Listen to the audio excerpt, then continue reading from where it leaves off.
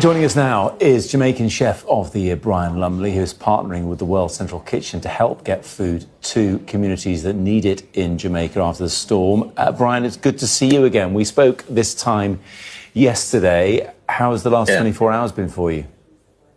Matt, good to see you again. The last 24 hours was a rough one. The winds picked up significantly. The rains came. Everything we talked about before heading into the storm and worse. It was just a wild ride. Kingston was spared the brunt of it, but my friends in the west, Bluefields, St. Elizabeth, just after I talked to you, I was talking to one of them who was on the cliffside, and we just lost communication at 9 o'clock.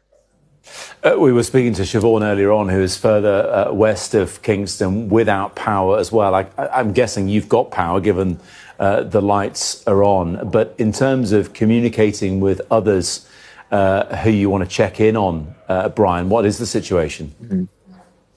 Yeah, there are no comms. In St. Elizabeth, it's all down. In Montego Bay, it started to come back up a little bit. Kingston, we lost power. We got back power.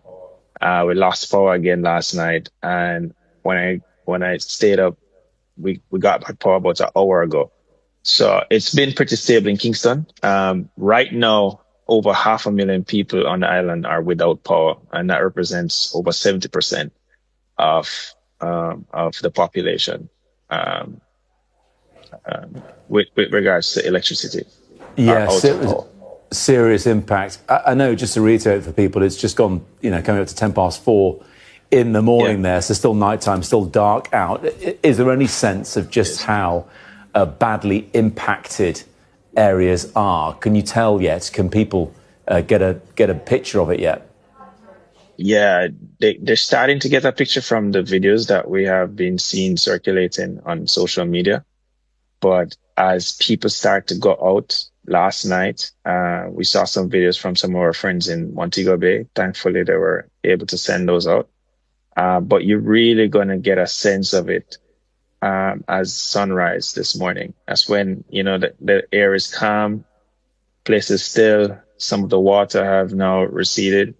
You're really going to see the devastation and the damage. I'm not looking forward to the casualties and the carnage that's going to be revealed afterwards. But the focus now is to move forward with purpose and togetherness. Like we have identified the shelters. We've been doing a lot of coordination work within the last 24 hours between ODPEM, World Central Kitchen, the representatives that are there in Miami yet to come down. They're just waiting for the airport to open. We've identified the location, the logistics, where they're going to land, where they're going to set up, who's going to get food first. We've identified all those, where we're going to airlift food to first. It was just like a whole coordination happening right now, and we're ready to go. Brian, food is your life. You're an award-winning chef, and we were talking yesterday, weren't we, about how the area affected by the hurricane is the breadbasket of Jamaica. What that means is that we hear the authorities are asking for food, even asking for seeds and things to be brought back in. So that area where food is grown, where produce comes from, can be got back on its feet fairly quickly. One of the biggest things you can do for Jamaica right now, outside of donations and helping us to rebuild, is seeds. We're going to need a lot of seeds. Right. And if we can find some way to get a bank of seeds, that's going to be really helpful, because St. Elizabeth is where a lot of our food grows. They're transported to Kingston in our coronation markets, and they're distributed further to the rest of the island.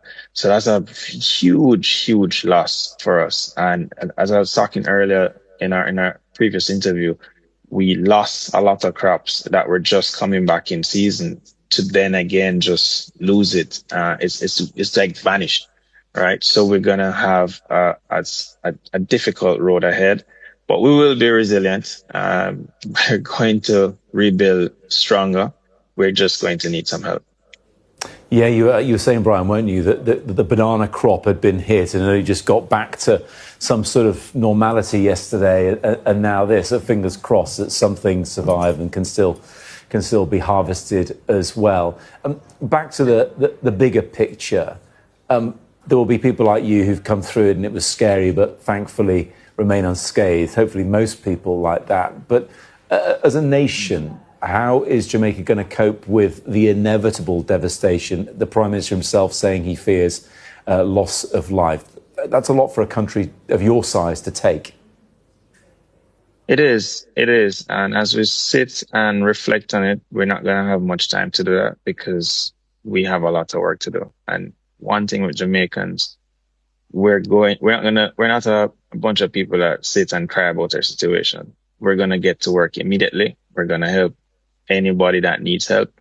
And we're going to focus and channel our energy into rebuilding right away before you know it. And I'm sure they're going to plug in some dancehall and reggae music while rebuilding. So it's going to be a sad atmosphere at first, but that's going to immediately channel into purpose. We're going to do it together and we're going to rebuild stronger.